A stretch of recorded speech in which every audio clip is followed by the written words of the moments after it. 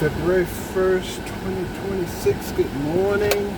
We got 5:38 in the morning, to the crack of morning, and I am outside, guys. Good morning. Happy birthday, and my condolences all go out to those on February 1st, 2026. We got snow, we got ice, but our roads look fairly clear. Trucks was out all day yesterday putting in work, so I shouldn't have a too difficult time navigating. Today I'm going to Athens, Georgia. I've got a client out there with a Samsung dryer, so I'm going out there. Take a look at it. I'm in my Jeep, so you know we good to go. Jeep and snow is like coffee and cream. They go together. So if you got a Jeep, you know you're the only people out here. Period.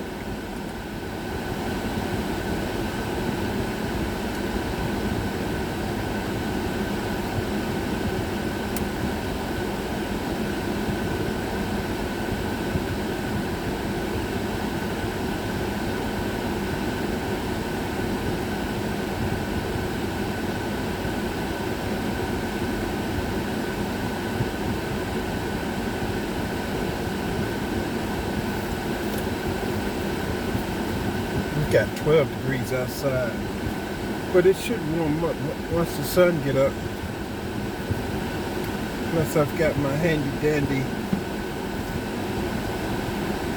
heated jacket. Simply plug it in. It should be charged up. I don't know if you guys can see it. See, there's the battery pack.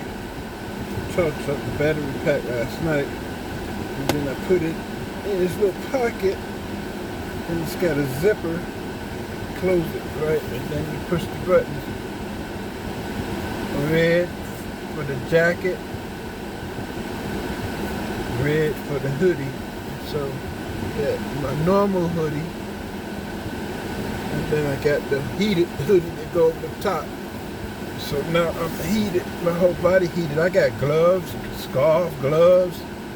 I don't need all that.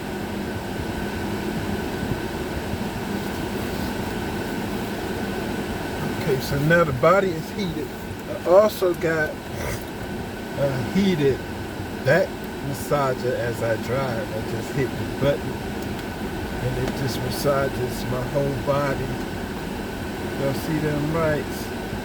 It gets the it gets the shoulders, the back, and the thighs. Got different modes, different heat, low heat, high heat, and even cool.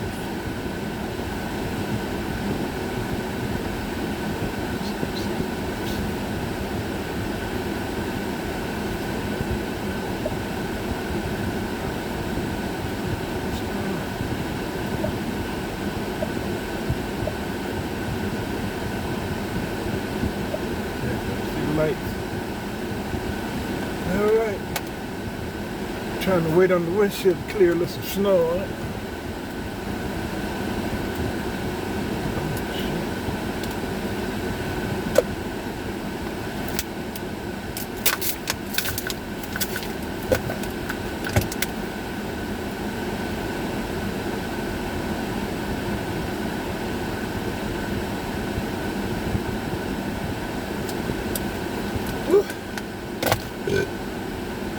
Seatbelt.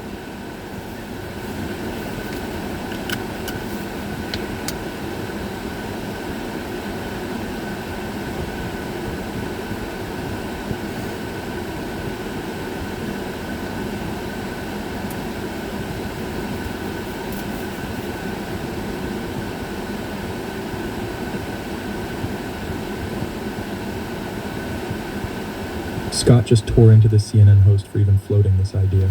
I do think that actually the victimhood mentality is something that has helped power Trumpism. I mean, it's all been about what they are doing to us, how we are the victims, how the immigrants are taking our jobs, how other countries are taking our jobs. Everything is victimhood in Trump's world.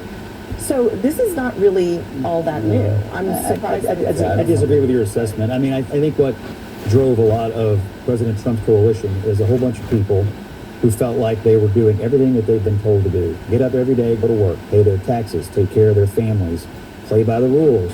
And they were living under systems that were then forcing them to pay taxes and deal with other ideologies and cultural issues that were essentially harming their lives or causing them to not be able to live the life.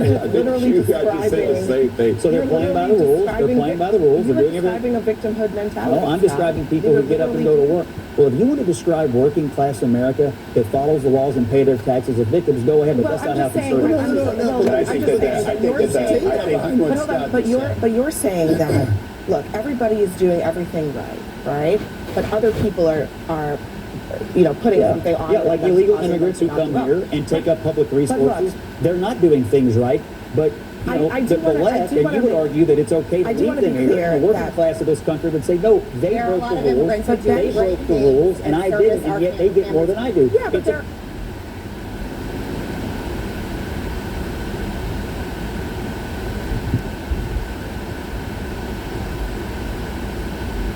This liberal tries to sneak in a false narrative, but Scott Jennings called her out instantly. Watch this. But the federal government also is not coordinating with the state. This investigation that the state's been largely left out of. The state has not been included in the investigation. Who is denying cooperation, Alyssa? It's a sanctuary city. And by the way, I don't support sanctuary cities. How do you put this on the feds? They're getting cooperation in all kinds of other states. How do you do a legitimate law enforcement investigation without the local police? So the local police are saying, and the local politicians say, we won't cooperate with you on enforcing the law, but when then something happens, we expect to be included. That's not how this works, okay? Well, it actually because is, the politicians who run the cops there have already branded this man a murderer. Do you think that's going to be fair? Okay. I do. This liberal tries to sneak in a false narrative, but Scott Jennings called her out instantly. Watch this. But the federal government also is not.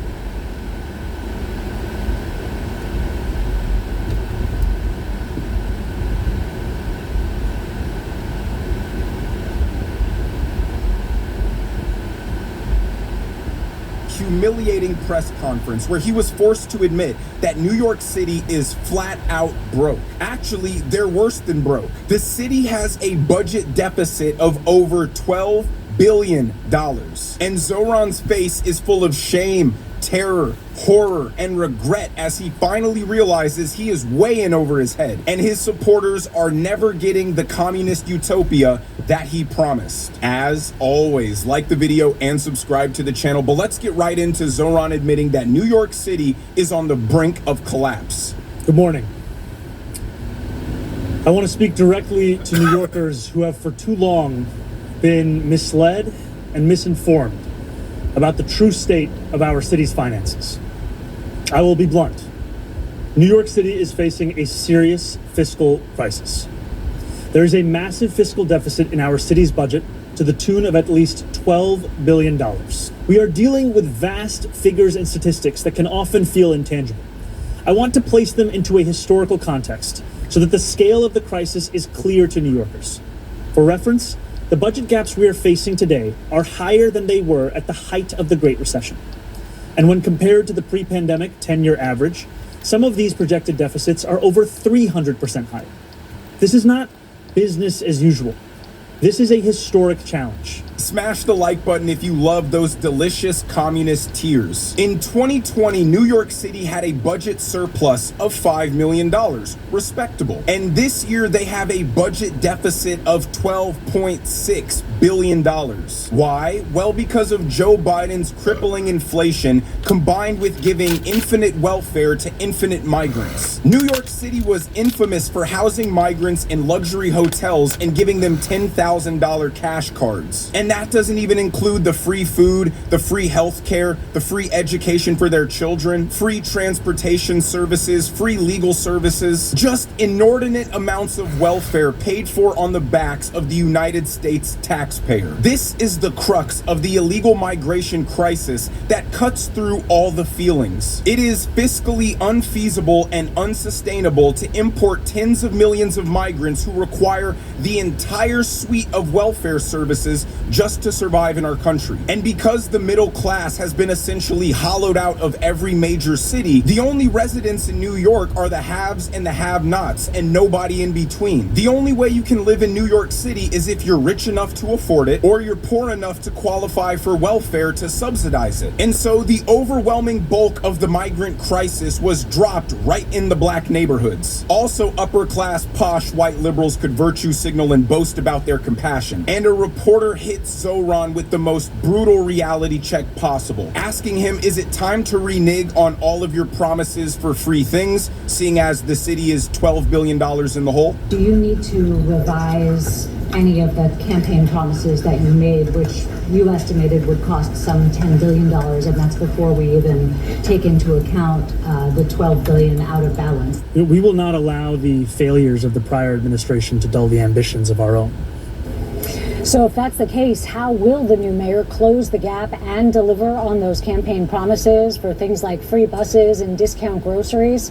He said he's not looking right now at cuts to the NYPD or to any other agencies, and he will investigate how the city spends every dollar to look for savings. But he says it'll take something more. And what he's talking about, taxing corporations and the wealthy. But so far, Governor Hochul has not agreed. Natalie? So as we know, Zohran campaigned on giving the people of New York City free everything. And he calculated all the free services he wanted to give would cost $10 billion.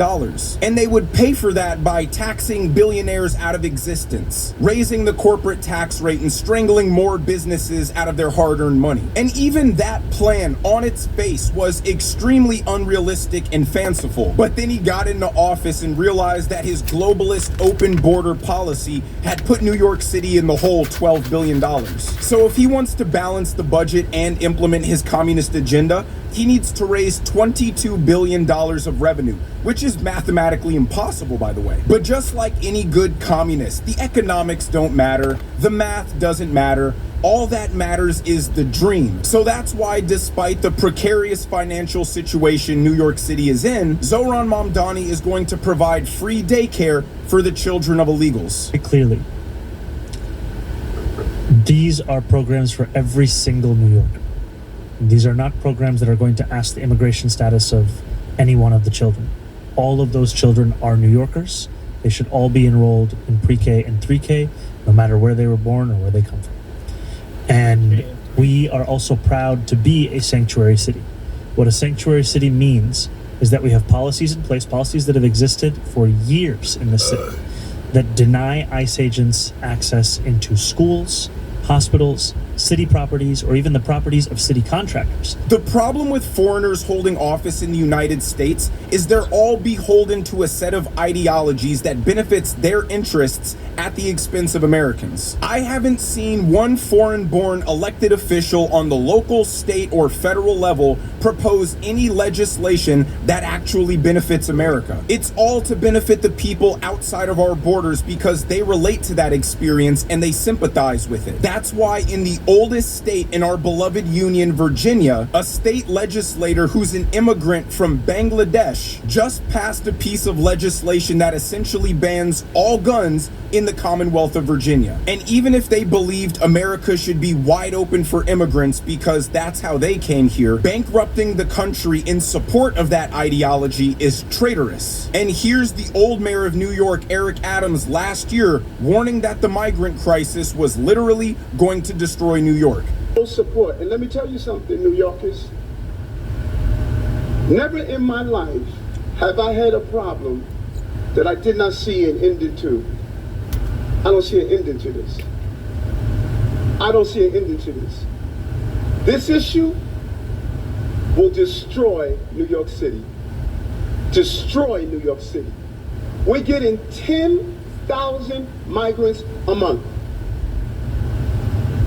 One time we were just getting Venezuela. Now we're getting Ecuador. Now we're getting Russian speaking coming through Mexico. Now we're getting Western Africa. Now we're getting people from all over the globe have made their minds up that they're going to come through the southern part of the border and come into New York City. And everyone is saying it's New York City's problem.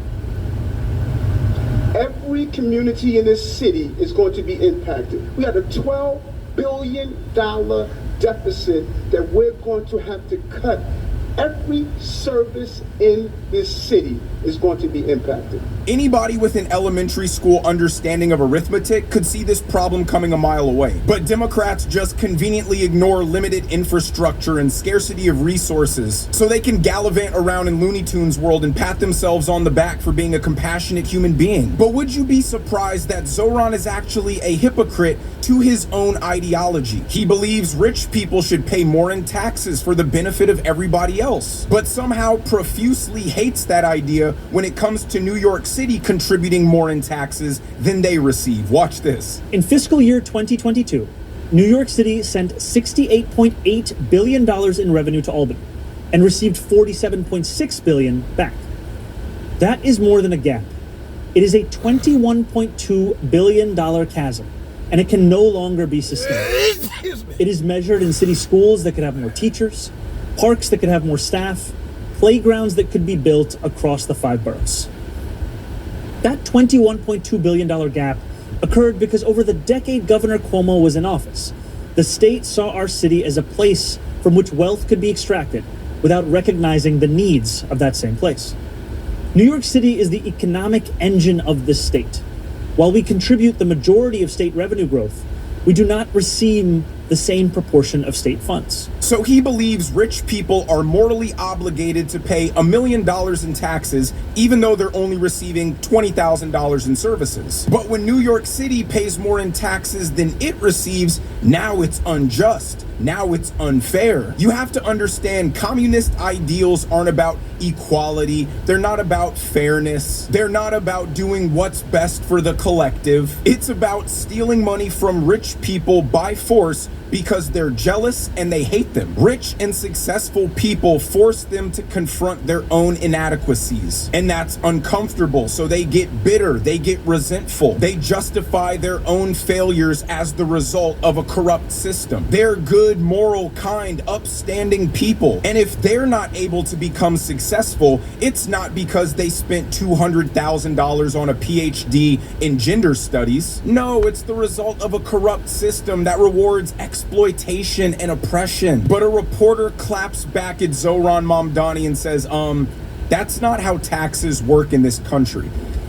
If that's the case, why should the governor give you more money, especially considering progressive taxation doesn't mean you get back what you pay, and a billionaire doesn't get more services because they pay more taxes than someone with lower income? So there's 2 things here. A $12 billion fiscal deficit cannot be resolved through efficiencies and savings. Part of our resolution of it will absolutely be interrogating every dollar that the city spends and ensuring that it's being spent effectively. However, that is one part. The other parts of this will also have to include changing that fiscal relationship with the state and changing the fiscal relationship with the wealthiest New Yorkers and the most profitable corporations. A billionaire who pays $10 million in taxes to the city of New York doesn't receive $10 million in services from New York. Just like a low-income person who contributes $5,000 to the city of New York doesn't receive $5,000. They probably receive $50,000. But you see, Zoran thinks that logic applies to people, not municipalities. Because again, the ideology isn't about the betterment of all people, it's about stealing from the rich because you don't like them. And now that the true financial health of New York City has been revealed and it's on its deathbed, it's on life support, Zoran is is going to desperately try and squeeze every bit of juice he can out of the remaining rich people, even though the governor of New York, Kathy Hochul, said she has no interest in raising the taxes because she, at least for all her flaws, lives in reality and understands the mobility of capital. No rich person is going to elect to stay in New York City while it's getting more dangerous and destabilized because, hey, it's New York City, especially when Zoran becomes more hostile and incites the revolutionary mob to terrorize rich people who are being too greedy and not contributing to fixing the problem. But the last clip I'm going to show you is Zoran Mamdani on CNBC addressing the $12 billion budget deficit. And I kid you not, Zoran said he's not worried about rich people leaving New York because he says they won't. The top 1% of New Yorkers pay somewhere between 40 and 48% of the total revenue for New York City taxes. If a couple hundred of them are mobile and have a private plane and can live in Florida and come here, 150 days a year, that's a problem. What do you do about that? I think you get back to first the facts, because capital flight is always spoken about whenever we talk about the potential of increasing taxes on the wealthy. What we've seen is that since 2021, when New York State increased taxes on the wealthiest New Yorkers, the number of millionaires actually increased in this state. You talk about more millionaires in New York City, and that's true. But at the very tip of the spear, I'm talking maybe even the billionaires, their ability to be mobile seems higher. And so the question is, you look at a state like New Jersey. David Tepper was a hedge fund manager in New Jersey who left the state. All of a sudden, they lost something like $140 million in revenue annually. And so the question is, if you lose a couple of those people, is that in your mind okay? Is that a cost of doing business? Or is that a problem? And what do you do about that?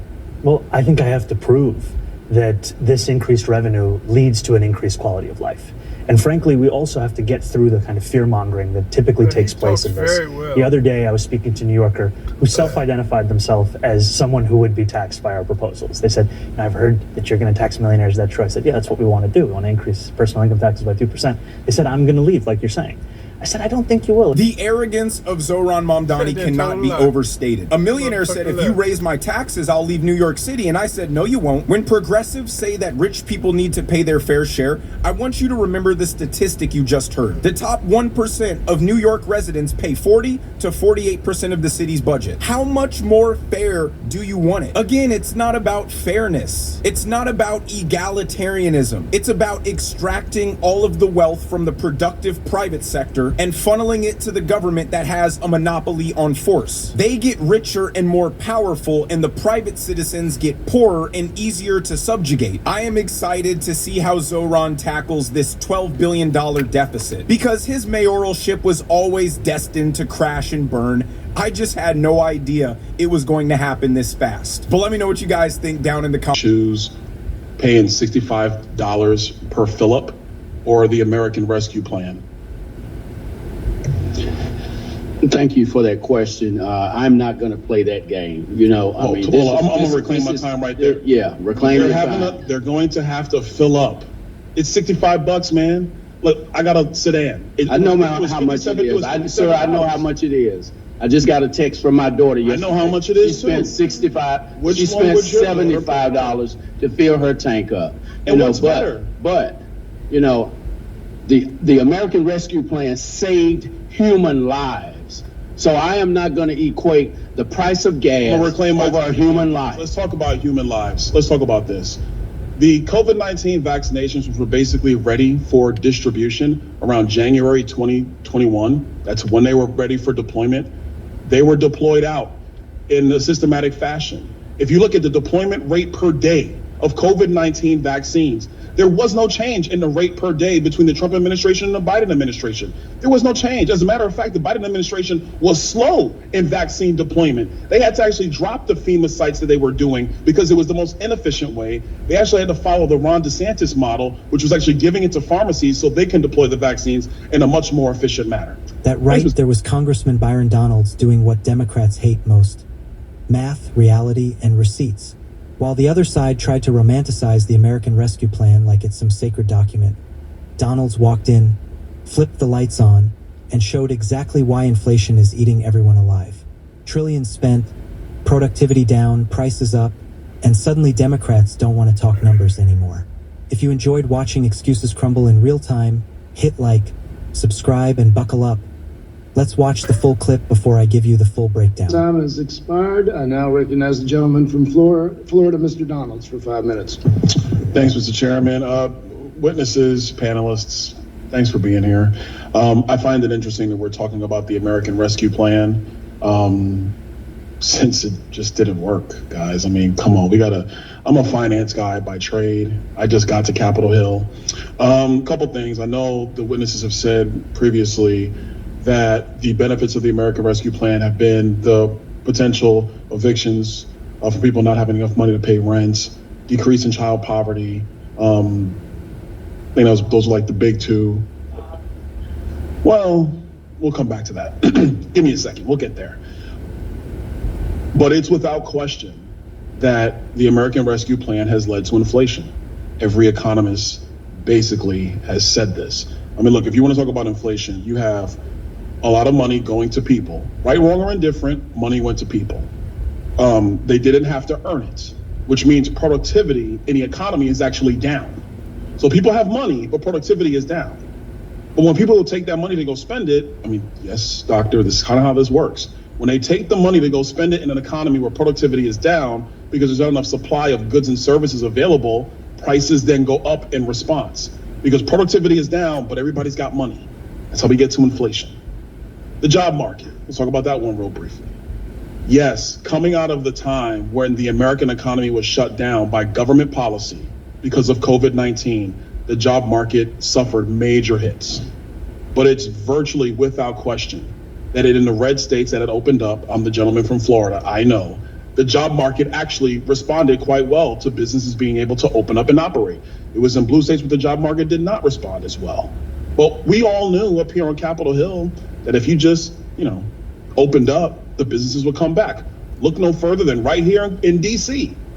Muriel Bowser's policies basically wrecked the restaurant market here in DC. Most people could not go to work in DC. There was no traffic coming into DC. And the second she alleviated COVID-19 policies, businesses started opening up again, people started going back to work, etc. So I don't think we needed about $2 trillion to recover jobs in the United States. I think what we really needed was just sound, local government policy or state government policy to just open up economies, because the states that did that, that's what happened. I want to speak to inflation specifically, because this is where we are now. The trip down memory lane was cool. One thing I will say about the states and local governments is that when the American Rescue Plan came through, I know myself and several of the members were looking for an Excel spreadsheet about what states and localities actually needed and what they perceived were going to be the shortfalls in their budget. There was a funding formula that was created, but there was no spreadsheet about, okay, New York needs this, Mayor Williams, your city needs X, Los Angeles needs Y, Miami, Florida needs Z. There was no spreadsheet or no allocation. There was no back and forth that actually rose to a number. It was a funding formula. And they just picked a number out of the air and said, we're going to spend X amount of money to state and local governments. So when state and local governments have money to spend, not quite sure what they're going to spend it all. Some figured it out, some didn't. You have a glut of money sitting out there in the economy that gets spent in reckless means. And I'm going to bring this back to the productivity point. People were not working to the degree that they need to work in an economy like ours, which means product is not available for purchase to the degree of the amount of money that's out there to purchase, which means prices go up. Mayor Williams, you said earlier that your constituents would still say that the American Rescue Plan is still a good thing in spite of the inflation that has been created in the United States. Do you think your constituents would actually choose paying $65 per fill-up or the American Rescue Plan? Thank you for that question. I'm not going to play that game. I'm going to reclaim my time right there. Yeah, reclaim your time. They're going to have to fill up. It's $65, man. Look, I got a sedan. I know how much it is. Sir, I know how much it is. I just got a text from my daughter yesterday. I know how much it is. She spent $65. She spent $75 to fill her tank up. And what's better? But the American Rescue Plan saved human lives. So I am not going to equate the price of gas over human lives. Let's talk about human lives. Let's talk about this. The COVID-19 vaccinations were basically ready for distribution around January 2021. That's when they were ready for deployment. They were deployed out in a systematic fashion. If you look at the deployment rate per day of COVID-19 vaccines, there was no change in the rate per day between the Trump administration and the Biden administration. There was no change. As a matter of fact, the Biden administration was slow in vaccine deployment. They had to actually drop the FEMA sites that they were doing because it was the most inefficient way. They actually had to follow the Ron DeSantis model, which was actually giving it to pharmacies so they can deploy the vaccines in a much more efficient manner. Now that you've seen the whole exchange, let's say it plainly. Byron Donalds absolutely torched the narrative, and he did it without raising his voice or hiding behind slogans. He explained inflation the way normal people actually understand it. You dump trillions of dollars into the economy, hand it out without tying it to productivity, shut businesses down, choke supply, and then act shocked when prices explode. Not only Donald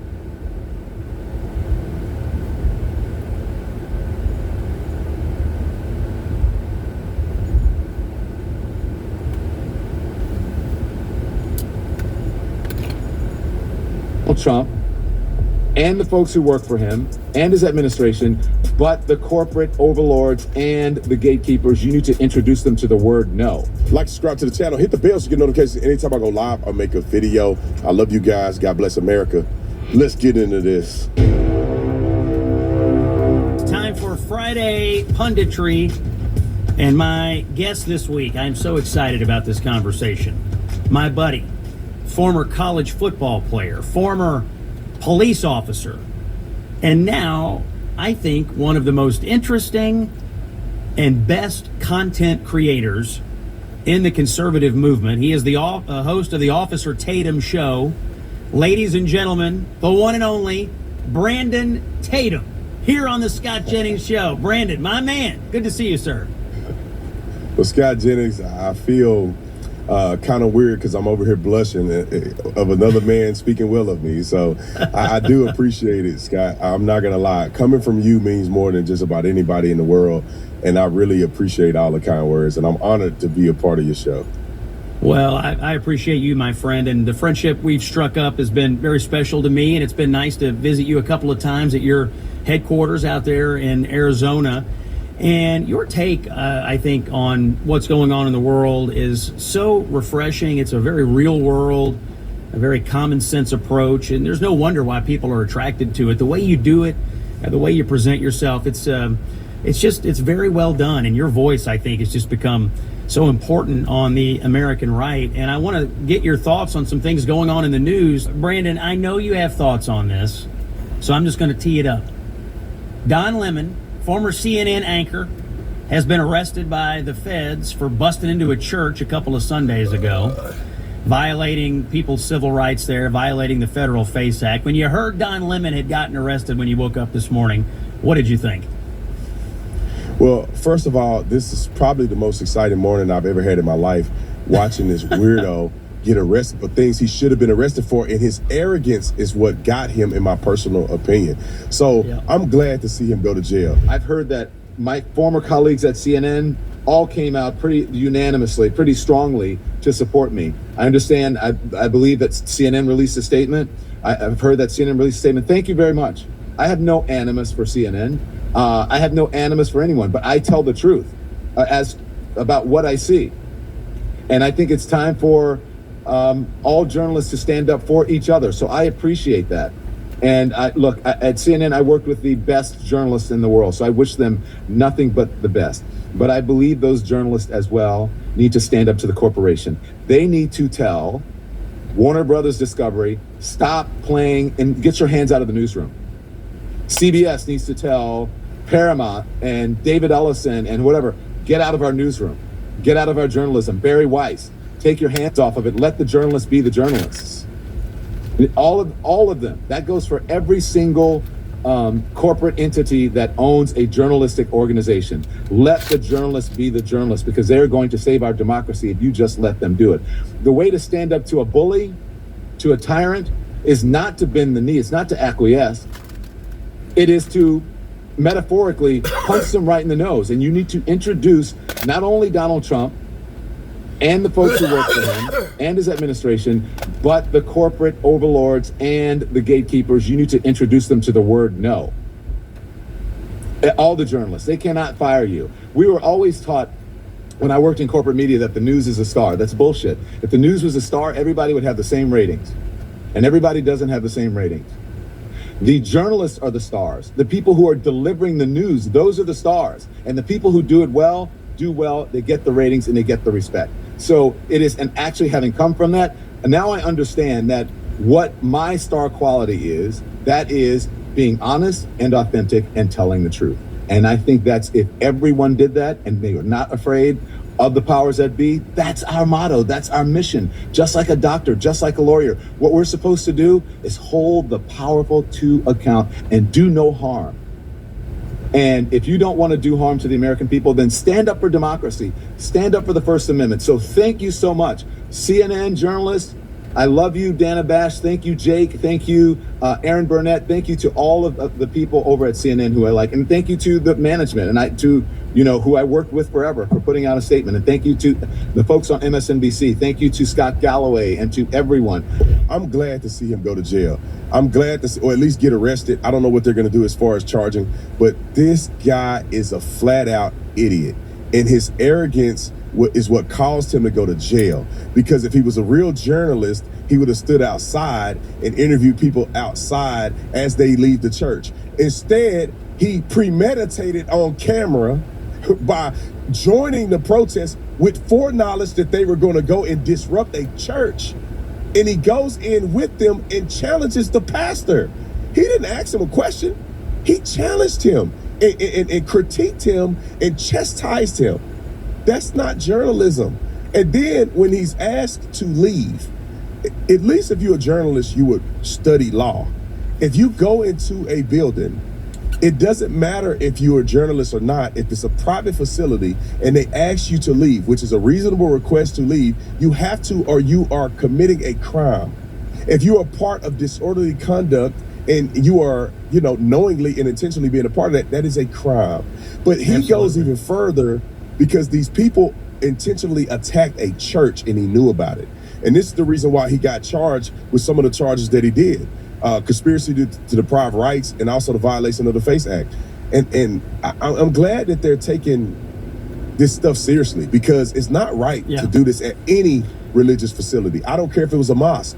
You don't do this at someone's place of worship. It's not right.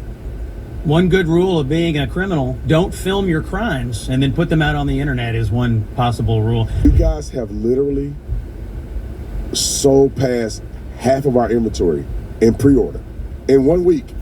1 week. ICE and Border Patrol are deployed all over the country. Right. We have no issues in 99% of the situations. So other jurisdictions are working with them in a very reasonable and practical way. It's just Minnesota in these sanctuary cities that do not want enforcement of federal law to go on at all. They want illegal aliens to be able to do whatever they want to do, use as much taxpayer dollar, and ultimately be a future voter that they wish that they can lock in with amnesty. And so it's not even about the enforcement perspective, but we worked with Border Patrol all the time, being a border state, and it was a great working relationship. And I'll add this one thing, Scott, is that we knew, and Chief Villasenor knew, that it's better that we get the people off the streets when we first make contact with them or when they get to the jail, so that ICE doesn't have to come into the community and interfere with the day-to-day work that we're trying to do as municipal law enforcement officers. Well, what you just said is the critical issue. You can either have cooperation in the jail or you got to go get them in the community. And that's the real problem in Minneapolis. There's no cooperation, so you got to chase them down on the streets, which requires a lot more manpower. I want to play for you a clip of the mayor of Minneapolis. His name is Jacob Frey. He's an honorary Somali pirate. Let's play cut 2 about the fact he won't cooperate. Here's Frey. Define your definition, Mr. Mayor, of what a sanctuary city is and how you feel about sanctuary cities existing in this nation. Well, there's this terminology around sanctuary city. Put that aside for a second. I'll tell you what we've got in Minneapolis. What we have is something called a separation ordinance. And what the separation ordinance says is that We do not enforce federal immigration law. We do not have our police officers, our public officials working with any federal agency on federal enforcement of immigration law. Brandon, it sounds to me like the mayor of Minneapolis is perfectly fine if violent, criminal, illegal aliens, some of the worst, drug traffickers, murderers, rapists, pedophiles, gangbangers, are roaming the streets of Minneapolis. It sounds crazy to me. Scott, that's exactly what he's saying. He's also conflating and trying to gaslight the public. No local or state law enforcement officer has the jurisdiction to enforce federal law. That's not even on the books. He says we're not going to cooperate. There is no necessity to cooperate with federal agents in their enforcement. But when you encounter a person who committed a felony crime and they're illegally in this country, they're not asking you to prosecute them on a federal level. All they're doing is saying, hey, can you notify us that you've captured a guy who's an MS-13 gang member that's an illegal alien in this country? Or when you take him to the jail, can you at least notify us that he's in the jail so we can come get him? He's lying. They're conflating. We never enforce federal law. That's not our jurisdiction or our expectation. But that does not mean that we cannot work with them. The crazy thing is, you see a murderer running down the street and you go, well, he murdered somebody in another jurisdiction, which means across state lines. That makes it a federal crime, and the U.S. Marshals typically will go and get that person. But if I'm a cop and I see the guy, am I going to say, well, that's the U.S. Marshals' job because he committed a crime in another state, which I don't have jurisdiction over? No law enforcement officer would do that. Even as a man, if I was on my porch and I saw a man who abused a child come running down the street, and I go, well, I'm not a cop, so I'm not going to get involved. That's how silly he sounds. These people are not mom and pop working at the swap meet or something, and they're going and finding them. These are hardened criminals who have committed crimes against people in the United States of America, which is why we know they exist. If you are illegal alien in this country and you're not doing anything criminal, and we won't even really know you exist, you're kind of flying under the radar.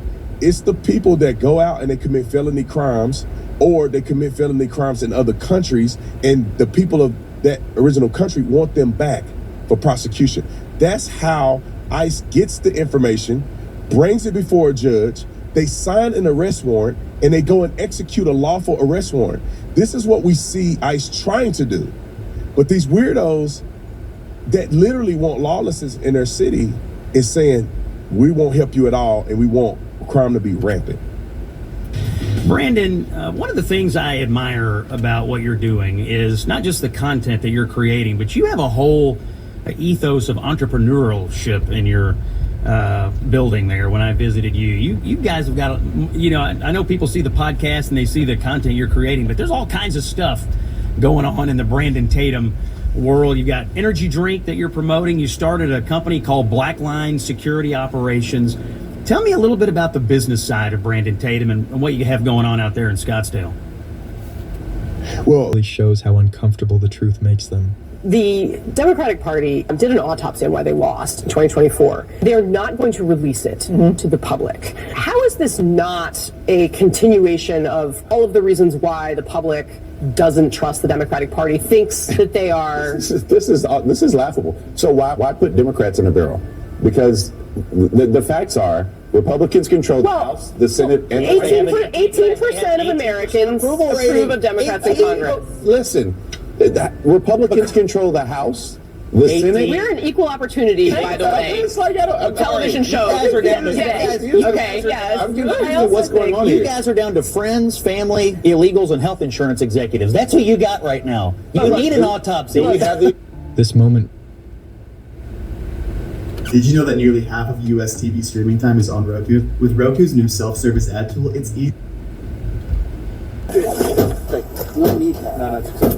I'm being detained illegally. On March 25th, 2024, officers were dispatched to a laundromat in response to a woman's report of an assault by her roommate. Okay. Yeah, so she just didn't want to come out and be seen by her, but guys, she's inside. I just want to let you know, man. Okay.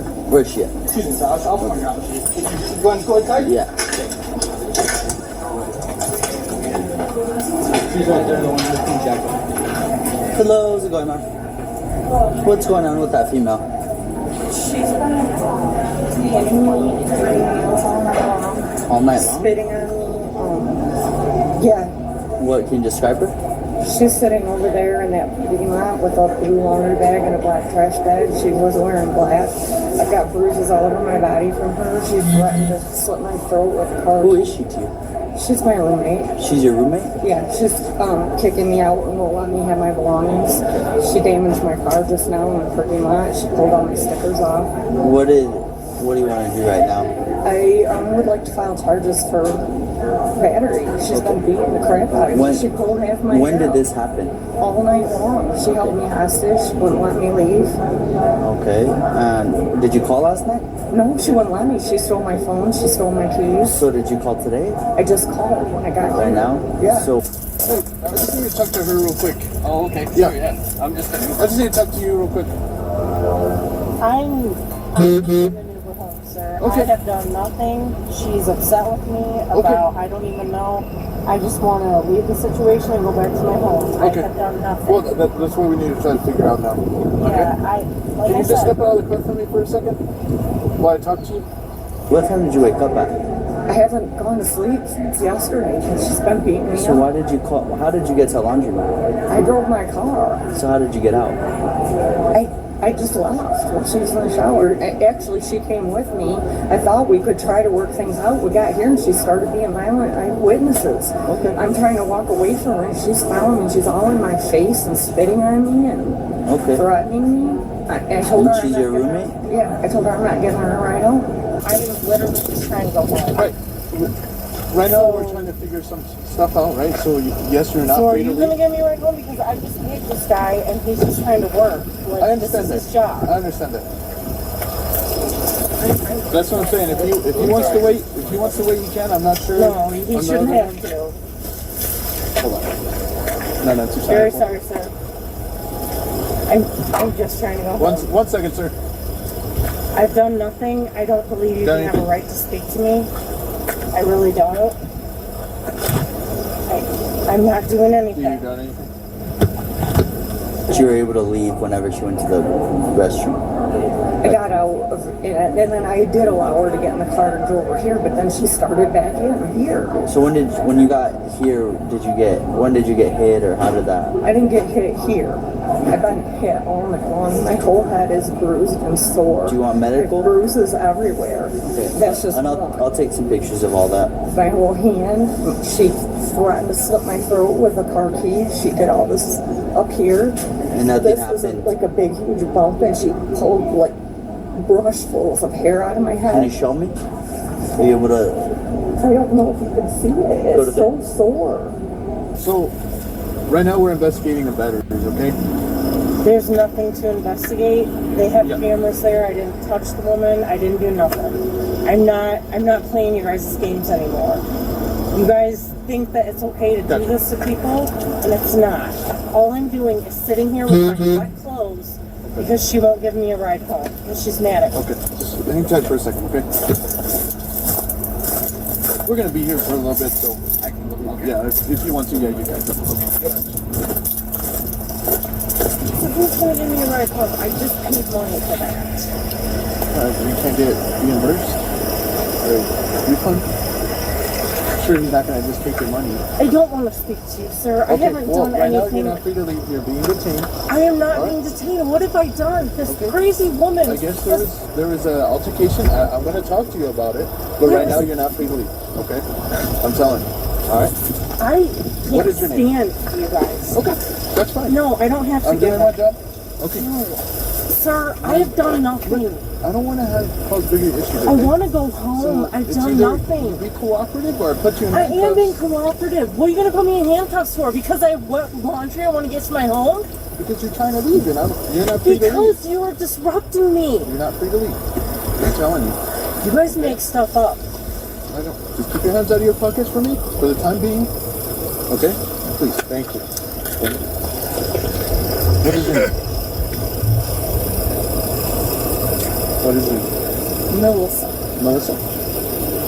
How do you spell it? Spell it yourself. If you were a cop, you should be able to spell. That's And your part last of name? the job. Klotz. Let's call that as well. Your date of birth. I don't know why I'm having to give this to you. I've done nothing. I'm sitting in the parking lot trying to get an Uber home. I told you. No, you don't have anything on me. You really don't. There was no altercation. Can you let me talk? She got upset because she lost her quarters and called the police. I'm not talking about it. That's a psychopath. Okay, I'm not talking about it right now. I'm talking about whatever happened last night. Nothing There was an happened. altercation last No, night. and you don't have proof of anything, sir.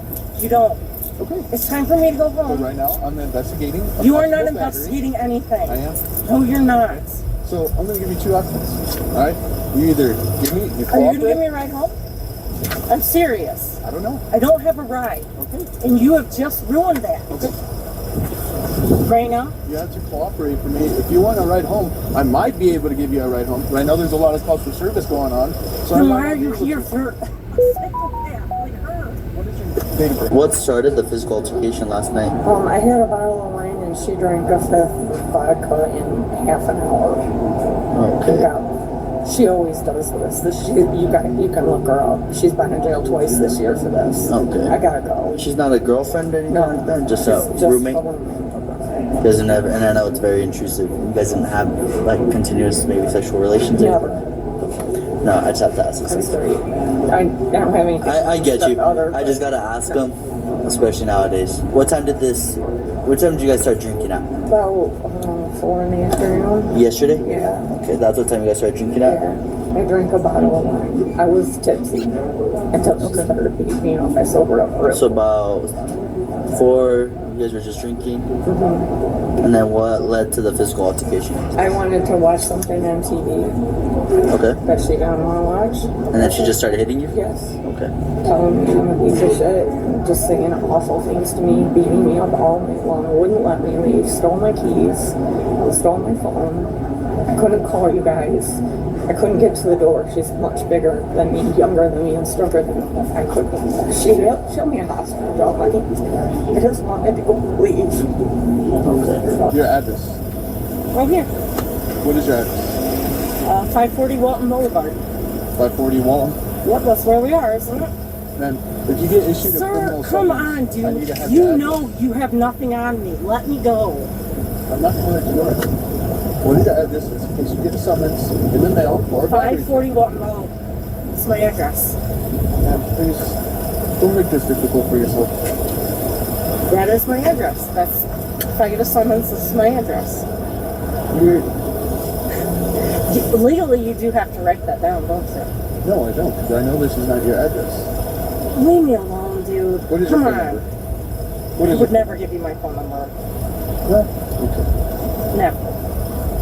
I don't just give out random No, information. no, 601 or 2. You're not here to investigate. You're not here to do anything. Why else would I be here? To cause trouble. No, no, 601 2. I just want to go home, sir. I understand that. I was sitting here peacefully. You saw that. I'm not So how did she hold you hostage? Was she just... She sat on my bed next to me, awake, and would not let me leave. Physically. So did pushing me, hitting me, So she never let you like walk out? sitting on me, sitting on me and punching me, holding a car key to my eyeball, telling me she was going to dig it out, holding it to my throat, telling me she was going to slit my throat. Terrified of her. And I want to get my stuff, but I want a police escort to do it. Okay. Is that all you want? And you do want charges, correct? Yes. Okay. And I'm not dropping them this time. I'm done with her. Do you want to talk about what happened last night? Absolutely nothing happened, and anything she says is untrue, and I just want to go. I'm asking you. There's nothing Do you that want to happened. talk about it? Can I ask you a She's question? upset with me over something stupid. She does this all the time. I have done nothing wrong. She won't you're let me willing to drive. answer the questions that I have? No, I just You I don't want wanna to go answer? home. You don't want to answer any questions? There's no questions to ask, sir. That's what I'm asking. I've done nothing. I am sitting in a parking lot with wet laundry. What could I have possibly done? That's what I'm confused about. I told you. So a random person can make a false statement about another individual. It's not just a random person, it's your roommate. Good? She's not anymore. She's moving out. Okay, well, she's your roommate now. And again, I didn't touch her. There is nothing to be said. I am innocent. All I'm trying to do is get my butt home. I know, I understand that. I'm upset because I think it's ridiculous to waste your time on something that didn't even happen. But think about it, if it was in your shoes, you would want us to do something about it, right? Not if I made everything up. You would still want us to do something about it. I guess if I was crazy enough to call the police over absolutely nothing, yeah, I would want you to maybe talk to me.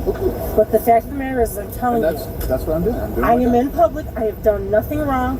I was waiting for my Uber. You made him leave. Thank you very much. Now I don't have a ride home. I'm just trying to get home, sir. Yeah, because I have money just rolling. I don't have a lot of money. I'm just trying to get my ride home. She brought me here, and it's not cool that you just think that it's okay for her. She's just the innocent victim, even though nothing happened. That's what we're trying to investigate. So there's nothing to investigate. Can I please call another Uber? I would like to go home, sir. As of right now, no. Because you want to hear some made-up story from a random woman over there. If there's enough probable cause, there could be a warrant, criminal summons up for your arrest. So that's what I'm here. I think you are just here to create problems. You guys have a lot better things to do. Exactly. So please let me get an Uber and go home, sir. If you want to come arrest me later, go for it. I've done nothing. I have 3 cats at home. I want to get home. Okay. You've got nothing on me. You don't have anything. I told you. You told me nothing. You talk in circles. That'll confuse me. It's not going to. I just want to go home. And I am agitated. I'm annoyed because this isn't fair for you to stop me and embarrass me in public like this. So she started sat next to you all night, and throughout the night she was hitting you? Mm-hmm. I don't know, hitting me, spitting on me. Till when? At least until 4 in the morning. But all morning, she's come at me a few times. She came at me in here and threatened me.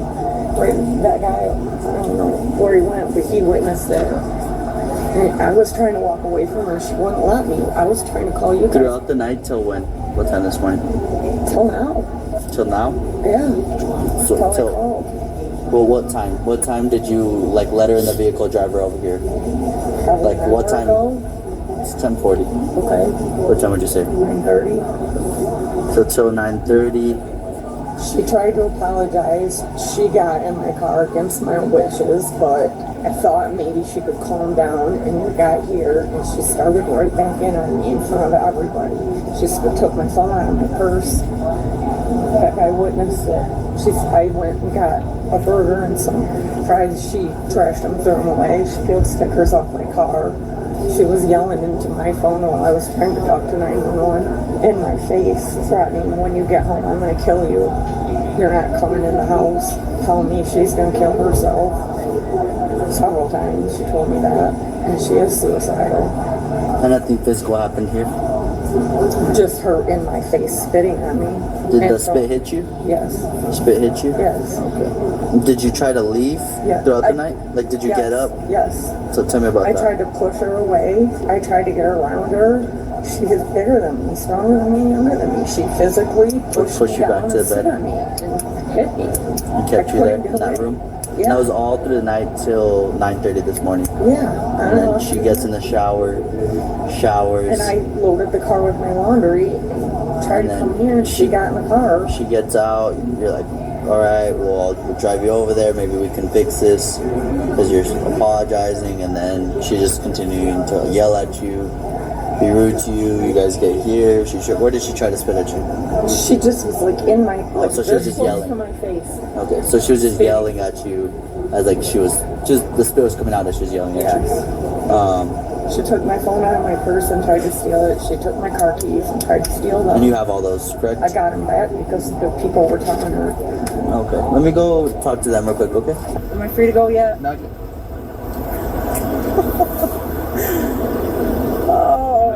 Funny cops wasting tax dollars like this. This is what you're doing right now. You're wasting them. You can't detain a random person for absolutely no reason. You're not a random person. I am. You're a suspect to a battery. I'm not a suspect to anything. You can't prove anything. There's nothing that happened. If I'm a suspect to a battery, when did this occur? I'm confused. I really am. I told you last night. Did you get a call last night? No, we didn't. Sometimes people are scared. Bravo. Okay. I think I am free to go legally. I don't think you can actually detain me for a random battery that didn't even occur. How can you detain a random person? You're not a random person. I am a random person, actually. You're a suspect to a battery. No, because that would be like saying, let's say let's say you trip and you fall on the rocks, okay? Let's say, just a random scenario. You could say that I pushed you, but you've got a body cam. So obviously that's going to show that I didn't do anything. You're saying about last night. Yeah. That's what I'm saying. You have no witnesses, you have no proof, there were no calls made to you. So I'm still a little confused why you think you can hold me. You are right to an extent. To a big extent, sir. I'm not trying to belittle you. What I'm trying to do is show you the facts. You don't have any evidence on you. Nothing. There were no calls made last night because nothing occurred. This woman... You are a suspect to a battery. Therefore, I have the right to detain you. You're hilarious. You don't even know how to do your own job. Look, man. You cannot detain random people for no reason. Miss You Klotz, can't. you seem like a nice lady, okay? I am a nice think you're just person. having a bad day. Do not call me a nice lady, by the way. That is very disrespectful on your part. Oh. Don't ever call me that again. I am a nice person. Okay, you I'm seem like a trying nice to person. go home. You seem like a nice person, all right? And you're having a bad day. I'm having a bad day because the psychopath called you guys and is wasting your time. And you're taking that out on me, all right? Because I just trying want to to go figure home, out- and you're not going to arrest me because you've got nothing to go on. You're right, you're not going to get arrested today. I want to go home soon. Any other charges pertaining maybe today? Who knows? You don't have any warrants or anything like Of that? course I don't. What did you guys see anything? No, nothing physical. Nothing physical. It was just arguing. They were just talking back and forth. Yeah, and I just told them like, hey, you guys should just try to take a breather. And so the one that you're talking to, she was trying to walk over, and the other just kept getting in her face. And so I just kept keeping an eye to make sure it wasn't any physical, but it was just That was it. Yeah. Nothing more like this physical. And I was trying. I tried to just take a breather, so we don't have to call you guys. Okay. You know, but like, Cool. Do you have an ID, brother? Yeah. Just like get your info? Yeah, that's fine. I'll be right back in here, okay? You still have zero proof, zero evidence, zero anything. I'm just trying to go home, sir. I know. That's all I'm trying to do. No, they don't want to answer any questions. So you want to speak to us? She doesn't want to speak to you? I'm saying, do you want to speak to us? I've got nothing. I'm just trying to go home. It's a officer. simple. He read you your Miranda warning, correct? Yeah. Okay. Do you want to answer any of my questions? I've got nothing to say. It's a Nothing yes or no. happened. It's a yes or no. No, sir. Okay. No, sir. Perfect. Just hold on her. Oh, she has a shit ton of bruises, but this happened last night. But I guess she's saying that she held her in the room, in her physical room, like all night, didn't let her leave. But it's weird because she said she did that. She finally leaves. So pretty much she goes to her room, she follows her in there, she sits in the room. Anytime she tries to leave, she push her down and beat her. And then goes into... She seen 58? No, she has bruising. And then like she has like redness to like the top of the scalp. She's saying like her hair was pulled out instead of calling us. Loads up, gets a laundry ditch. She comes out. She ends up coming out and getting in the car and she like apologizes to her. So then this chick's like, oh, okay. I guess you're apologizing, we'll fix it. Gets over here and all they have here is just like an argument. They're just roommates? They're just roommates. That's the only thing that was that false imprisonment, but that shit don't make any sense. Because like, why are you get a chance to leave and not call her? Yeah. And drive her. She was maybe scared. Call 911? Because I mean, you have to. And she's not answering any questions. The officers were at a standstill, so they gathered more information from the witness and victim. They then contacted their supervisor, who instructed them to detain the female suspect for now. That's when her true colors showed. Alright, so you're just going to be detained for now, okay? What? Just for now, okay? I'm going to put you in the back of my unit. I didn't do anything. Okay, that's what- No, there is no. This is unlawful arrest. You cannot arrest me You're for not this. arrested, you're detained. What does that even mean? That means that you're not free to leave. I'm going to put you in the back of my unit, okay? Please. I don't want you to get How can you arrest someone when you have no evidence and no proof of anything. You have what this woman is saying there. I really need to know because none of this is adding up. Okay. This seems like a scam. Right now, there's probable cause. There is no for probable. Whatever happened last night. Okay. There were no calls made to you last night or to the police.